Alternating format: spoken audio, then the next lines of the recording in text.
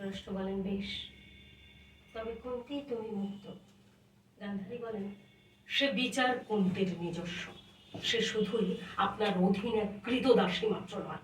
যা ছিলাম আমি জীবনভর, শুধু আপনার ধর্মের কথা মেনে এ কথা ভাবলে ভুল হবে। বরং আমি নিজেই চেয়েছি আমার এই নিয়তিকে মেনে নিতে, কেননা আমি আপনাকে সেসব কথা এই যে ও বলে কুন্তি এখান থেকে যাবে কি যাবে না সেটা কুন্তি ঠিক করবে, আপনি ঠিক করে দেবেন। আমি আপনার কাছে ছিলাম কৃতদাসীর মতো, আপনার ধর্মের কথা মেনে, মানে পতি পরম গুরু ধর্ম এই ভেবে নয়, বরং আমি আমার নিয়তিকে মেনে নিয়েছিলাম এই ভেবে। এই যে একটা ও বলে না, কেননা আমি আপনাকে একটা নাটককার একটা ড্যাশ দিয়েছি। আমার মনে হয়েছিল ড্যাশটা কেন, একটা নাটকে তো একটা ড্যাশ এমনি থাকে না, লিখতে পারেনি, সংলাপের অভাব হয়েছিল তাই লিখতে পারেনি।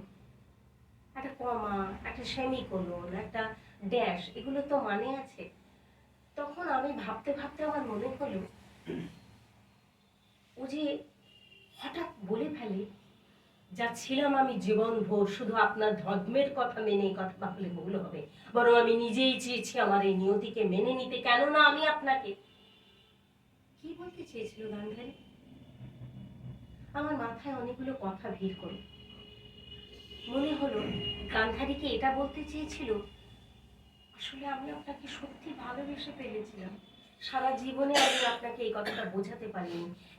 একের পর একদিন আপনি আমার কাছ থেকে দূরে সরে গেছেন, ছেলেটা ওই রকম তৈরি হয়েছে, আপনি আমার কথা শোনেন, আমি আপনাকে ভালোবাসি কথাটা বলিনি, ড্যাশটা দিয়ে রেখেছে। থাক সেসব কথা, অর্থাৎ এই থাকটার মানে এখন আমি ওটা বলতে চাইছি। আবার আমি যদি বলি, বরং আমি নিজেই চেয়েছি আমার এই নিয়তিকে মেনে নিতে, কেননা আমি আপনাকে। থাক সেসব কথা, কি প্রকাশ পেল? ও কি বলতে চেয়েছিল আমি এসেছি আপনাকে ভেবেছিলাম যাই, তারপরে আমি এই যে আমাকে লুট করে আনা হয়েছিল, আমরা জানি সকলে গান্ধারীকে তুলে এনেছিলেন ভীষ্ম, তা আপনি যে আমাকে আপনার পরিবার থেকে, উনি বয়োজ্যেষ্ঠ ব্যক্তি, আমাকে যে তুলে এনেছিলেন, সারাটা জীবন ধরে আমি বুঝিয়ে দেবো ভেবেছিলাম, পারিনি তো। থাক সেসব কথা, এখন আর বলে লাভ নেই। তাহলে এই একটা থাক আর ড্যাশ, এর মধ্যে কত ভাবনা চিন্তা থাকতে পারে। এটা আরেকটা হচ্ছে গান্ধারী বনে আছেন। গান্ধারী সে যেমন তেমন মহিলা নয়, প্রাজ্ঞ, বুদ্ধিমতী, স্থির। সবাই চিৎকার করেছে, কুন্তী প্রচুর পলিটিক্স করেছে, পাণ্ডবদের জেতানোর জন্য কুন্তী প্রচুর রাজনীতি আছে। গান্ধারী সবটা জানেন, বোঝেন, বলেননি কখনো, বলেননি তার দার্ঢ্য। তিনি জানেন যেটা ঘটবে, ঘটতে দিতে হবে। সে যদি আমার দুর্যোধন হয়, দুর্যোধন যদি নিপাত যায় যাবে, কিন্তু আমার সন্তানকে বাঁচানোর জন্য কোনো পথে গান্ধারী কিন্তু হাঁটেননি। অপূর্ব এক চরিত্র হচ্ছে গান্ধারী, যার দার্ঢ্য, যার প্রাজ্ঞতা সমস্ত কিছুকে চ্যালেঞ্জ জানাতে পারে। দ্রৌপদী অনেক বেশি আমাদের কাছে মানে কাছের হয়ে ওঠে, তার কষ্ট, তার দুঃখ, কিন্তু গান্ধারীকে আমরা সেইভাবে ভাবি না, চিন্তই না। তারপরে সে বলে, কুন্তী, অনেক অঢেল দিয়েছ তুমি ভালোবাসা আমাদের, তুমি এক অনাবিষ্কৃত নদীর মতো নারী, যাকে কেউ জানলো না, তেমন চিনলও না। মনে আছে তোমার স্বামী পাণ্ডু তবে সেই কবে তোমার যৌবনের শুরুতে মরেছিল, তারপর আজ যত পাণ্ডবদের জয় জয়কার, তার অন্তরালে ছিলে তুমি, অমাবস্যার চাঁদের মতো। হে অতুলাহীনা, এবার তোমার সময় হলো। নিজস্ব আগুনের সাথে সেই মৃত্যুময় অগ্নিকে বুঝে এবার জেনে এবার কুন্তি চলে যায়। চলে যেতে গিয়েও কুন্তি বলে, কিন্তু এই একা অরণ্যে আমি একা কোথায় যাব? গান্ধারী তখন দেখেন কুন্তি যদি না যায় আমি কিন্তু ধৃতরাষ্ট্রকে দিয়ে সেই কথাটা অমুক কথাটা বলাতে পারবো না। তখন গান্ধারী বলেন, কুন্তি, পথই জানে গন্তব্য, পথিক তা শুধু অনুসরণ করে মাত্র। ভয় পেও না কুন্তি, বাঁচবার চেষ্টা করো। আমার সন্তানেরা পারেনি, আমরা সকলে মিলে বেরিয়ে গেলাম ধরো। কিন্তু পাণ্ডবেরা, তোমার সন্তানেরা পেরেছে, তুমি পেরেছ। যারা পারে তাদের বাঁচতে হয়। বাঁচো কুন্তি, দয়া করে বাঁচার চেষ্টা করো। তুমি তো অন্ধ নও আমার মতো, তোমার চোখে নিশ্চয়ই নেই আমার মতো নিষেধের বাঁধন। এসো প্রিয় বান্ধবী আমার, বলো বিদায়। মনে করো তুমি সেই নারী আমরা অনেকে মিলে আজীবন যা হতে চাই, হতে পারিনি। জানো বা একটা জ্যোৎস্না রাতের হঠাৎ দেখা চাঁদ, যাকে ঘিরে শুধুই নক্ষত্রেরা জন্মায়, উল্লাস করে কালপুরুষেরা। কুন্তি, হে প্রিয় সখী, হে পাণ্ডব জননী, তুমি পেরেছ, আমি পারিনি। এই আনন্দ কখনো কখনো বসন্তের বাতাসের মতো মনে হয় যখন যুদ্ধটা হয় শুধুই নারী আর পুরুষের। এইখান থেকে আমার গান্ধারীকে উপস্থাপিত করা। আমি কি অনেক দূর চলে গেছি নাকি? কতক্ষণ সময় আছে? আছে, কথা বলা যায়। আর 10 মিনিট বলতে পারবে ডাক্তার? হ্যাঁ হ্যাঁ, নিশ্চয়ই। আর সকলেই কোনো না কোনো ভাবে অংশগ্রহণ করুক আলোচনার মধ্যে, শেষ করে নিই, কোনো জানা আমি থাকে। চেষ্টা করে নিই। ঠিক আছে। এরপরে একটি, এটা কোনো চরিত্র না। ওখানে পুরো শেষটা একটু বলে দাও, বলে দিই তো। আচ্ছা, ও হ্যাঁ হ্যাঁ, এইবারে আমরা একটা নাটক করি রক্তপাতন বলে, যেটা আর কি দেশভাগ, দেশভাগের সময়কার ইতিহাস নিয়ে। বিষয়টা সেইখান থেকে শুরু হয়েছে, কিন্তু মানুষ তো চলছে, হাঁটছে, প্রতি 4 মিনিটে একটা মানুষ তার ঘর হারাচ্ছে। এই ঘর হারানো মানুষের যন্ত্রণার কথা বলার নাটক হচ্ছে রক্তপাতখানি।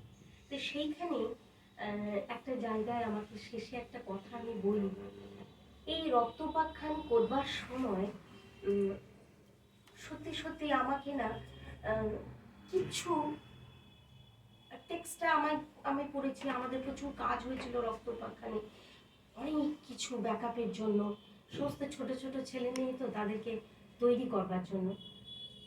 কিন্তু কেমন করে জানি, কেমন করে না আমি জানি, আমার বাবার বাড়ি ঢাকায়, আমার মা নাটোরে, দুজনে বাংলাদেশে।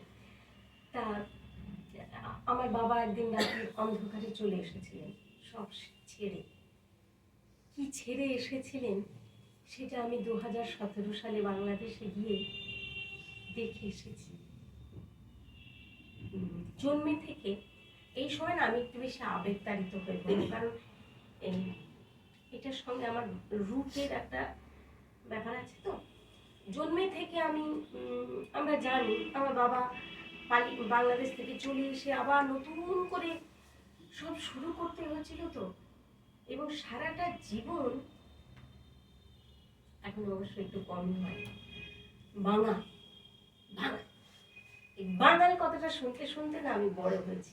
এবং বাঙাল এবং মানে তোদের যে কিছু নেই, মানে আক্ষরিক অর্থে একটা সময় আমার কিছু ছিল না, না খেতে পারা বসা ছিল, কিন্তু সেই মানুষকে কত দূর কি করা যায় এরকম করতে করতে করতে করতে তখন আমার মনে হতো যে বাবা তো কোনো কথা বলে না।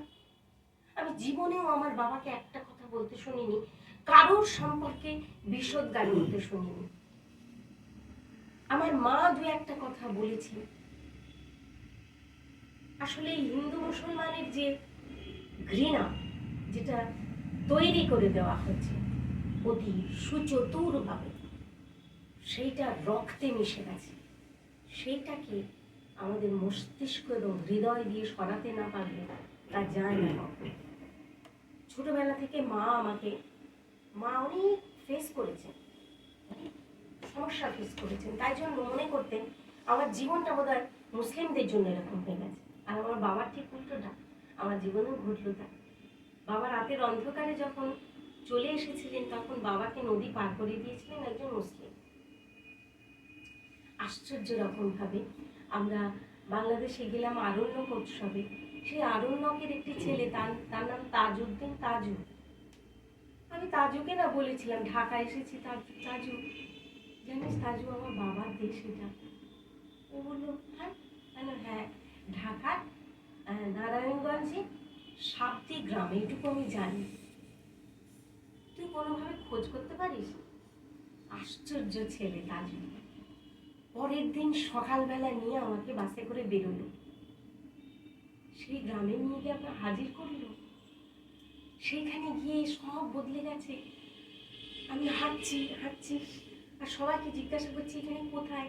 অনেক কাল আগে একটা গোস্বামী বাড়ি ছিল, কোথায় এরকম বলতে বলতে হঠাৎ একজন বয়স্ক মানুষ এলেন, এসে বললেন গোসাই বাড়ি যাবেন আপনি? যাবেননি, আসেন। বলি সে আমাকে একটা বাড়িতে নিয়ে গেল, নিয়ে গিয়ে বললো দেখো তোমার বাড়ি অতীত আইছে। তারা বললো অতীত কি আইছে? এসে বললো, আমি বললাম না মানে আমি না আসলে ইন্ডিয়া থেকে এসেছি, এটা কি সাবদি গোসাই বাড়ি? সে প্রথমে না একটু থতমত খেয়ে যায়, ভয় পেয়ে যায়, ভাবে আমি বোধহয় কিছু চাইতে এসেছি। আমি বললাম আমি কিচ্ছু চাই না, আমি শুধু আমার বাবার জায়গাটা একটু দাঁড়াবো। তখন সে বললো যে, আমি বললাম আমার বাড়ি কোনটা? বললো আপনার বাড়ি এই যে আপনার বাড়ি। কত দূর আমার বাড়ি। আমি সেদিন অনুভব করেছিলাম কেন বাবা কোনোদিন একটা কথা বলেনি। ওটা ফেলে এসেছিলেন তো এক রাত্রির মধ্যে। বাংলাদেশের মানুষ সম্পর্কে আমরা বলি, ওরা বলে সব কুকুর আছে ওদের, সত্যিই আছে। আর আমি অনুভব করেছি কি অসাধারণ মানুষ। আমাদের দুজনকে বলে চলুন একটু চা খেয়ে আসি, আমার বাড়ি একদিন দাওয়াত নিতে হবে। ও এসে বলছে আমার বাড়ি একদিন দাওয়াত নিতে হবে। আমাদের বাড়িতে একটা লোক আসলে আমরা চিন্তায় পড়ে যাই। সবাই এসে বলছে এই আমার বাড়ি একদিন যাবে, আমার বাড়ি দাওয়াত নেবে। এই আমার বাড়িতে যাওয়া হলো না। নাটক দেখতে এসেছে তারা আমার কেউ হয় না। সেই জায়গা ছেড়ে বাবা চলে এসেছে, কি করে থাকে এখানে এত কষ্টের মধ্যে, তাই কোনো কথা বলেনি বাবা। সেইখানে একটি চরিত্র যখন বলে, সে একটি সংলাপ বলে, রেল যখন বর্ডারে পৌঁছছিল তখন সকলে কয় জয় জয়, সাইডা ঘুম নাই, দুইটা খাওন নাই। রেল যখন বর্ডারে পৌঁছছিল তখন কেউ আসে নাই, এক কোটি জল লইয়া, এক মুঠা সিরা লইয়া, রাইতের অন্ধকারে সূর্যের মতো ভিখারির মতো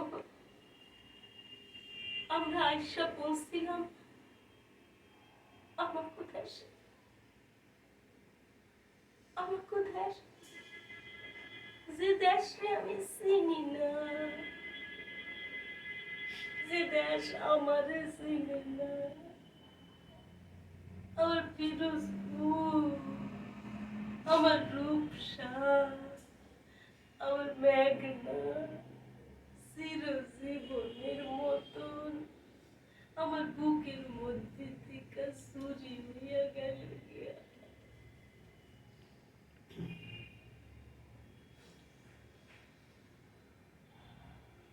এই সংলাপ বলার জন্য আমাকে বই পড়তে হয়। আমি প্রতিদিন আমার বাবার চুপ করে থাকা, আমার মায়ের চুপ হয়ে যাওয়া, তারপরে বাংলা ঘুরে আসা। তাজু মুসলিম, যে লোকটি নিয়ে গেল মুসলিম, আসার সময় তাকে একটা প্রণাম করেছিল আর একটু মাটি এনেছিল।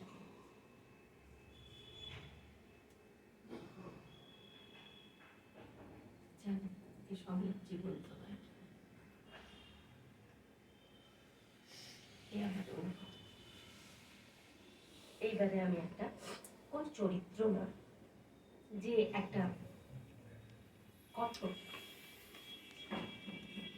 এই কথক সব রকম চরিত্র হতে পারে, আবার নাও হতে পারে। আমরা একটা নাটক করি অংশুপদ উপাখ্য, সেইখানে আমার চরিত্র হচ্ছে একটা কথকের। নাটকটা যখন শুরু হয় তখন অন্ধকার মঞ্চ, প্রথম একটা মিউজিক অন্ধকারে, তারপরে আস্তে আস্তে আলো ফোটে। আর আমার যেন মনে হয় অন্ধকার কালো একটা পৃথিবীতে প্রথম প্রাণ জেগে উঠছে। সেই প্রাণ প্রথম বলে, দেব কারিগর বিশ্বকর্মা তার নিপুণ হাতের কারুকার্যে ফুটিয়ে তোলেন রূপবতী পৃথিবীর রূপ।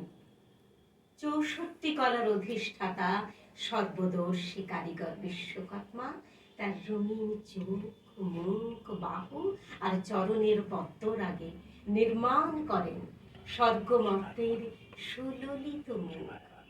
তার গড়া অগণিত অলঙ্কারে বিভাবতী পৃথিবী।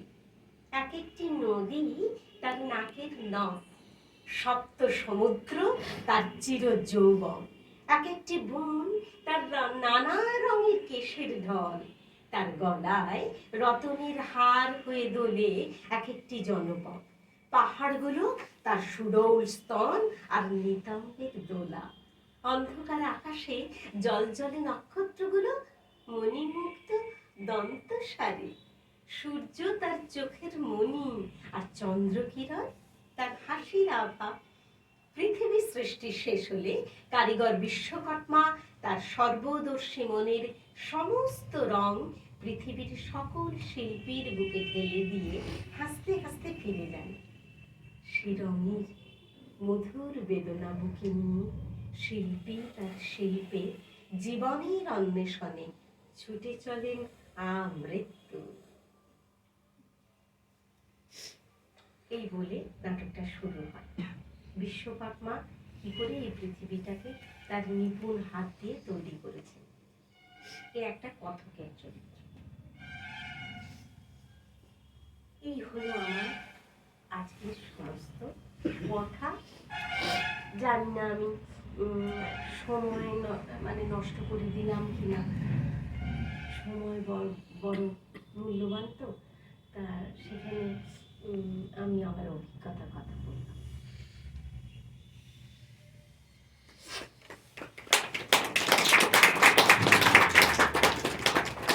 কথা নিরুপম, নিরুপম যে একটি কথা।